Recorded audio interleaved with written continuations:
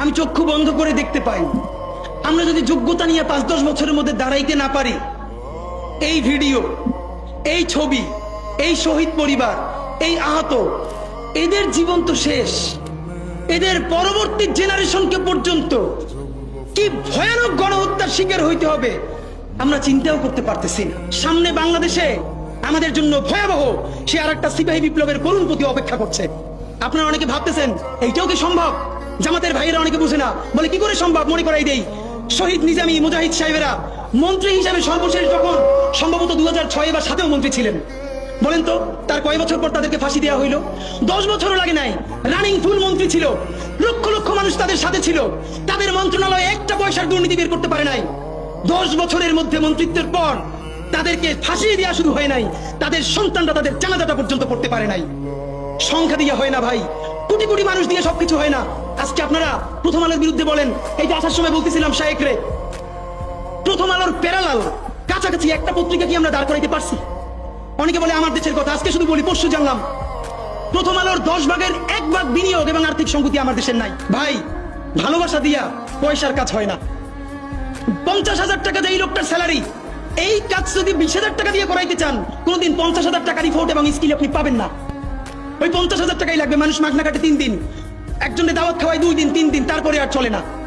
আমাদের আর্থিক যোগ্যতা অর্জন করতে হবে। আমাদের অনেকগুলো প্রতিষ্ঠান লাগবে, একটা প্রতিষ্ঠান না। আমাদের ভাইদের সমস্যা কি জানেন? সে আজকে যদি হাটাজারি মাদ্রাসা দিয়ে কেউ একটা পত্রিকা বার করে, সেই পত্রিকাটাও সে জাতীয় মূলধারা বানাবে না, দেবে দৈনিক হাটাজারি।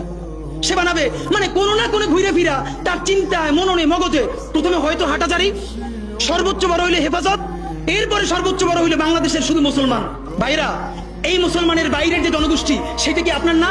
আপনি ভাবেন এই দেশের আপনি প্রধানমন্ত্রী, তারপরে ভাবেন আপনার জনগোষ্ঠী কারা, আপনি সেরকম চিন্তা করেন। সুতরাং আমি কথায় অনেক ভুল ভ্রান্তি বলতে পারি, কিন্তু বিশ্বাস করেন আমার কলিজা চিল্লেও আপনারা শুধু যেটা পাবেন সেটা হইল, আমি চক্ষু বন্ধ করে দেখতে পাই। আমরা যদি যোগ্যতা নিয়ে 5-10 বছরের মধ্যে দাঁড়াইতে না পারি, এই ভিডিও, এই ছবি, এই শহীদ পরিবার, এই আহত, এদের জীবন তো শেষ। এদের পরবর্তী জেনারেশনকে পর্যন্ত কি ভয়ানক গণহত্যার শিকার হইতে হবে আমরা চিন্তাও করতে পারতেছি না।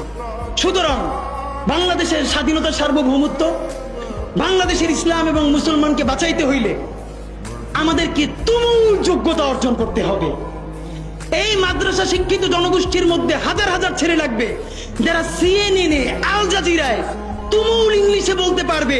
তাকে যে জঙ্গি বলা হয়, মিথ্যা ট্যাগ দেওয়া হয়, এটাকে ডিবাঙ্ক করতে পারবে সেই ইংলিশে এবং অবাক করার মতো ফ্লুয়েন্ট ইংলিশে। এই যোগ্যতা আমার লাগবে। আমাদের ভাইয়েরা কিতাবি আরবি এবং অন্য আরবি ভিন্ন জিনিস, তাকে দুর্দান্ত আরবি বলতে পারতে হবে। আমাদের প্ল্যাকার্ডে ইংলিশ কই, আমাদের প্ল্যাকার্ডে আরবি কই। ভাই, নিজের কাজ নিজে না করলে অন্য কেউ কইরে দেয় না। প্লিজ, আপনারা কয়দিন আমারে, কয়দিন ওরে ভাই মনে করবেন, এরপর তো আমি আপনার বিপক্ষে বলবো, তখন আবার গাই লেবেন, এইটা কইরেন না। নিজে শক্তিশালী হন, নিজে যোগ্যতা অর্জন করেন। আমারে গালি দিয়ে হইলেও, বোকা দিয়ে হইলেও, যে এই পুচকি বলা এত ভাব লয়, যা যোগ্যতা অর্জন করে ফেলাই। তবে কি জানেন, মিছিল দিয়া জান দেওয়া এটা একদিনের কাজ, 3 দিন 5 দিন 1 মাসের কাজ। যোগ্যতা তো আর 1 বছরে অর্জন হয় না। এটা বিরাট একটা জিহাদ। আপনারা বলেন না জিহাদ চাই, চলেন জিহাদটাই শুরু করি। সেই জিহাদটা হইল, একজনের সব করার দরকার নাই। এই দেশে আমাদের অনেক মাশাআল্লাহ আলেম হইছে, আলেমদের মধ্য থেকে এখন আইটি উদ্যোক্তা লাগবে, বুলধেরান মিডিয়া লাগবে। আমার যে 8,000-এর ছেলেটা এখন পড়ে, চলেন সে আজকে জিহাদ ঘোষণা করি। আগামী 5 বছর পর, আগামী 10 বছর পর আমি এমন প্রতিষ্ঠান গড়ে তুলবো যেইটা শুধুই ইসলাম আর মুসলমানের প্রতিষ্ঠান না, এটা আপামর বাংলাদেশের প্রতিষ্ঠান হবে। আর দেখেন, যতবার ইসলাম কায়েমের কথা বলি, তার আগে যদি ইনসাফ কায়েমের কথা বলতাম, আমার হিন্দু অন্য ধর্মের ভাইরাও তো সাথে পাইতাম। কেন? ইনসাফ যদি রাষ্ট্রে কায়েম হয়ে যায়, তাহলে 80% ইসলাম তো এমনিতেই কায়েম হয়ে যায়। তাহলে আগে আসেন ইনসাফের রাষ্ট্র বানাই, যে ইনসাফের রাষ্ট্রে সকল ধর্ম, বর্ণ, নারী, পুরুষ আমাদের অংশীদার হবে।